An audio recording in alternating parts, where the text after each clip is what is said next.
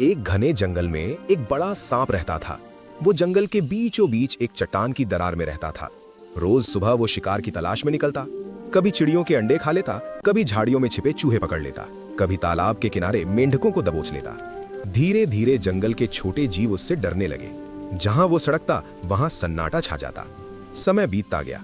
लगातार शिकार करने से उसका शरीर लंबा और मोटा हो गया। अब उसे अपनी ताकत पर बहुत घमंड हो गया था। वो सोचने लगा, इस जंगल में मुझसे बड़ा कोई नहीं, सब मुझसे डरते हैं, मैं जहां चाहूं वहां रह सकता हूं। अब उसे अपनी पुरानी चट्टान छोटी लगने लगी।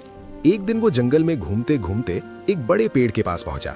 पेड़ बहुत पुराना था, उसकी जड़ें दूर दूर तक फैली थी, छाया ठंडी थी और जगह खुली थी। सांप को वो स्थान पसंद आ गया। उसने तय किया कि अब वो यहीं रहेगा। लेकिन पेड़ की जड़ों के पास मिट्टी का एक बड़ा बिल था। वहां बहुत सारी चींटियां रहती थीं। वे सुबह से शाम तक काम करती, दाना लाना, रास्ते बनाना, बिल की मरम्मत करना। सांप ने कुछ देर उन्हें देखा। उसे लगा ये जगह उसके रहने के लायक है, पर ये मिट्टी के ढेर और छोटी छोटी चींटियां उसे अच्छी नहीं लगी। वो बिल के पास गया और फुफकारते हुए बोला, ये जगह अब मेरी है, तुम सब यहाँ से हट जाओ। चींटियां अपने काम में लगी रहीं। उन्होंने ना तो जवाब दिया न डर दिखाया। सांप को ये बात अच्छी नहीं लगी। उसे लगा उसकी बात को नजरअंदाज किया जा रहा है। वो फिर बोला, सुना नहीं, यहां से चले जाओ। फिर भी चींटियां काम करती रहीं। अब सांप को गुस्सा आ गया। उसने अपनी पूंछ से बिल के ऊपरी हिस्से पर जोर से प्रहार किया। मिट्टी बिखर गई, कुछ रास्ते टूट गए, चींटियां का काम रुक गया। कुछ ही क्षणों में बिल के भीतर हलचल होने लगी। चारों ओर से चींटियां बाहर निकल आईं। वे छोटी थीं, पर उनकी संख्या बहुत ज्यादा थी। उन्होंने बिना शोर किए सांप के शरीर पर चढ़ना शुरू कर दिया। पहले सांप ने ध्यान नहीं दिया। उसे लगा ये नन्ही जीव उसका क्या बिगाड़ लेंगी। लेकिन कुछ ही देर में उसे तेज जलन महसूस होने लगी। एक जगह काटा गया, फिर दूसरी जगह, फिर तीसरी जगह।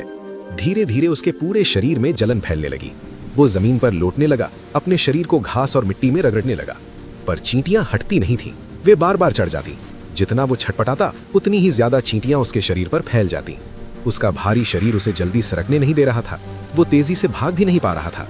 कुछ देर बाद उसकी ताकत कम होने लगी। उसकी फुफकार धीमी हो गई। वो पेड़ से दूर जाने की कोशिश करने लगा, लेकिन हर कदम पर उसे और काटा जाता। अब उसे समझ आने लगा कि उसने गलती की है। जिसे वो छोटा और कमजोर समझ रहा था, वही अब उसके लिए मुश्किल बन गया था। लेकिन अब देर हो चुकी थी। चींटियां लगातार काटती रहीं। सांप की हरकतें धीरे धीरे कम होने लगी। आखिरकार वो थककर जमीन पर शांत हो गया। कुछ समय बाद जंगल में फिर सामान्य शांति लौट आई। चींटियां वापस अपने बिल की मरम्मत में लग गईं। वे फिर अपने काम में जुट गईं, जैसे कुछ हुआ ही ना हो। जंगल के अन्य छोटे जीव दूर से ये सब देख रहे थे। उन्होंने उस दिन एक बात समझी, शक्ति केवल आकार से नहीं होती, और जो दूसरों को तुच्छ समझता है, वो कभी कभी सबसे छोटों से भी हार सकता है।